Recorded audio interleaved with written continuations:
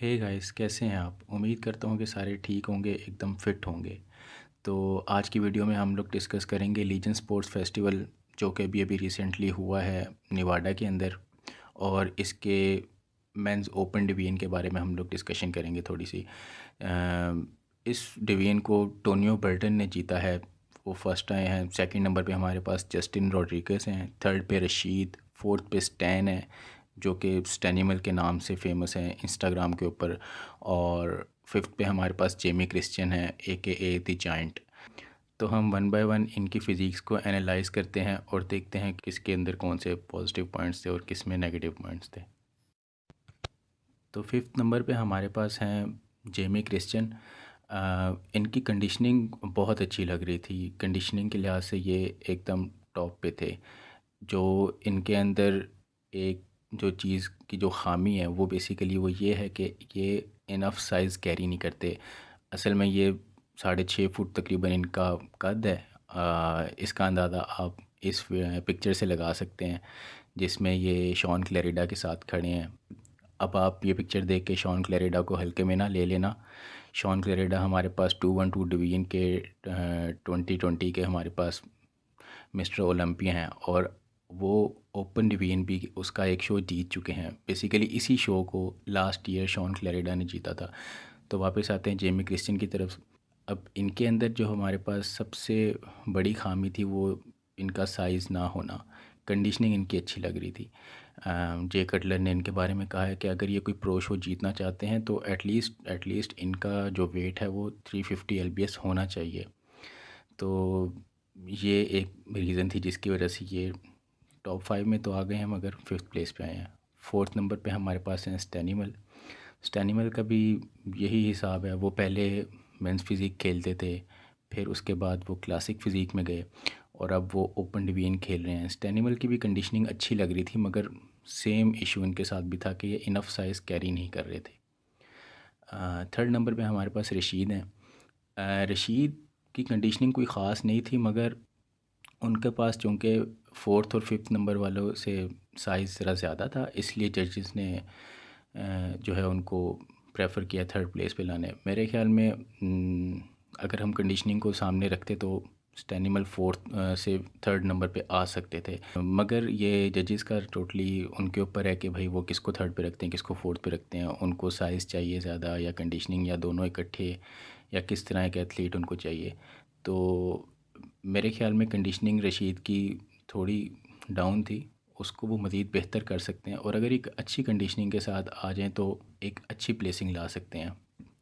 अब आते हैं हम अपने टॉप 2 की तरफ। तो असल में क्या हो रहा था कि ना, हमारे जो टॉप 2 थे उनको जजेस अलहदा कंपेयर कर रहे थे और जो थर्ड, फोर्थ और फिफ्थ पे थे उनको जजेस अलहदा कंपेयर कर रहे थे। यानी इसका मतलब कि ये श्योर थे कि भाई फर्स्ट और सेकंड कौन होगा और थर्ड, फोर्थ, फिफ्थ कौन होगा। सेकंड नंबर पे हमारे पास सबके फेवरेट, जो कि इस शो के लिए सब कह रहे थे कि ये जीत जाएंगे, जस्टिन रॉड्रिगस। तो अब जस्टिन ने क्या चीज़ गलत की? जस्टिन की कंडीशनिंग ऑन पॉइंट नहीं थी। उनके पास साइज़ अच्छा है मगर कंडीशनिंग को अगर हम देखें तो जैसे आप उनके एब्स देख सकते हैं तो थोड़े से वाश्ड आउट लग रहे थे, ये वाला रीजन। और अगर आप लेग्स के देखें तो लेग्स के अंदर वो सेपरेशन नहीं है जो कि इस साइज़ के साथ उनको चाहिए थी ये शो जीतने के लिए। बैक शॉट्स की अगर बात करें तो बैक में विड्थ अच्छी है जस्टिन के पास एज़ कंपेयर टू टोनियो, मगर ठीक है, विड्थ, अब अगर विड्थ अच्छी है तो इससे ये शो तो नहीं जीत सकते ना। विड्थ के साइज़ के साथ साथ इनको कंडीशनिंग भी चाहिए।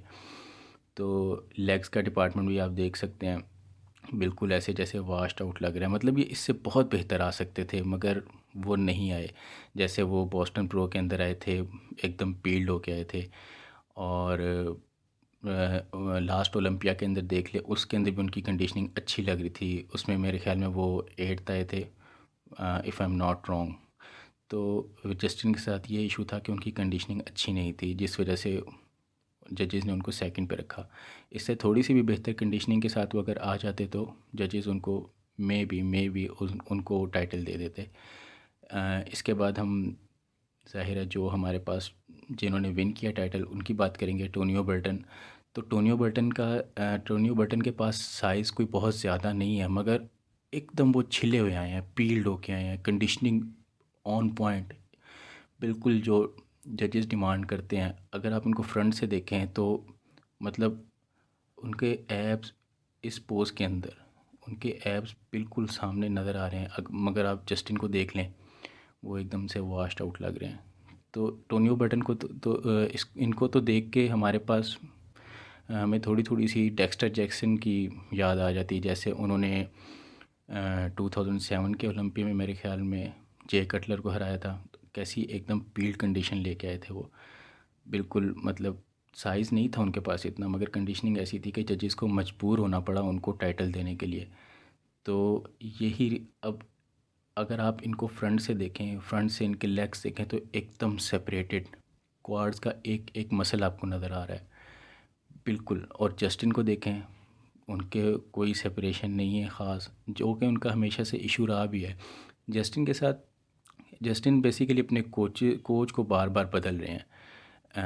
मेरे ख्याल है इंडी प्रो के अंदर ये शायद इनकी पोजीशन अच्छी नहीं आई थी, तो ये इन्होंने अपने कोच एजे को चेंज कर लिया था। उससे पहले पिछले साल भी ऐसा हो चुका है कि अपने कोच को चेंज कर चुके हैं। एक शो ख़राब होता है तो ये अपना कोच चेंज कर लेते हैं। तो ऐसे कोचेज़ के लिए भी मुश्किल हो जाता है एक एथलीट के ऊपर काम करना। तो मेरे ख्याल में इनको ये चीज़ भी कंसीडर करनी चाहिए कि कोचेज़ बार बार ना चेंज करें। तो वापस आ जाते हैं कंपैरिजन के ऊपर। तो टॉप टू का मेन कंपैरिजन तो यही है कि जस्टिन का साइज़ अच्छा था, नो डाउट, मगर वो साइज़ के साथ उन्होंने इंसाफ नहीं किया। यानी वो अच्छी कंडीशनिंग लेके आ सकते थे, इजीली शो विन कर सकते थे, जैसे कि हर बंदा एक्सपेक्ट कर रहा था उनसे कि वो ये शो जीत जाएंगे, मगर वो कंडीशनिंग में नीचे रह गए और शो उनके हाथ से निकल गया। और टोनियो बर्टन अपने कम साइज़ के साथ अच्छी कंडीशनिंग लेके आए और वो शो को विन कर गए। टोनियो बर्टन के बारे में ये मैं आपको बता दूं कि इन्होंने सेम शो लास्ट ईयर किया था, लीजेंड स्पोर्ट्स, मगर उसके अंदर ये फोर्थ आए थे। और इस साल इन्होंने इसी शो के अंदर अपनी क्वालिफ़िकेशन ओलंपिया के लिए ले लिया, यानी ये विन कर गए हैं। तो आप देख सकते हैं कि इन्होंने कितना इम्प्रूव किया अपने आप को। जस्टिन का ये नहीं है कि अब जस्टिन ओलंपिया से बाहर हो गए या मतलब ओलंपिया की क्वालिफ़िकेशन नहीं ले सके, कोई शो नहीं विन किया। अगर हम पॉइंट्स टेबल पे देखें, जो कि टॉप 3 हमारे पास एथलीट्स होते हैं जो कि ओलंपिया में जा सकते हैं compete करने के लिए, अगर हम पॉइंट्स के पॉइंट ऑफ व्यू से बात करें तो जस्टिन के पास इस टाइम 26 पॉइंट्स हैं और ये थर्ड नंबर पे हैं। तो टॉप 3 हमारे पास जो एथलीट्स हैं, आंद्रे मूजी, थियो लेगोरियर, और थर्ड पे जस्टिन रोड्रिगेज़ 26 पॉइंट्स के साथ। तो ये ओलंपिया खेल सकते हैं अभी तक ये टॉप 3 में आ रहे हैं, तो ये इजीली ओलंपिया खेल सकते हैं। तो लेट्स सी ये कैसा करते हैं ओलंपिया के अंदर, अगर ये इसका डिसीजन लेते हैं कि वो ओलंपिया खेलेंगे कि नहीं। तो आई होप कि वो अच्छी कंडीशनिंग के साथ आएँ, ओलंपिया के अंदर टॉप 10 क्रैक करें। और अगर वो टॉप 10 क्रैक कर जाते हैं, क्योंकि इस दफ़ा और भी बड़े बड़े एथलीट्स आ रहे हैं, जैसे कि माइकल क्रीज़ो के आने के चांसेस हैं। इसके अलावा डेरिक लंसफर्ड आ सकते हैं, बल्कि वो आ रहे हैं क्योंकि उनको इनविटेशन मिल चुकी है। और इसके अलावा ब्लेसिंग अवॉर्डी वो भी आ रहे हैं। तो टॉप 10 अगर क्रैक करके तो इनके लिए बहुत अच्छा होगा। तो यही था आज की वीडियो में गाइस। ये मेरी पहली वीडियो थी यूट्यूब के ऊपर। आप मुझे बताएं कि कैसी लगी आपको वीडियो। इसके अलावा आपकी क्या राय थी इस शो के अंदर, क्या आपके ख़्याल में कोई प्लेसिंग ऊपर नीचे हो सकती थी, अगर हो सकती थी तो क्या हो सकती थी। और अगर आपको वीडियो अच्छी लगती है तो आप कंसिडर कर सकते हैं इसको लाइक करना, आप सब्सक्राइब भी कर सकते हैं। तो बस आज के लिए इतना ही, मिलते हैं नेक्स्ट वीडियो के अंदर। तब तक के लिए टेक केयर एंड बाय।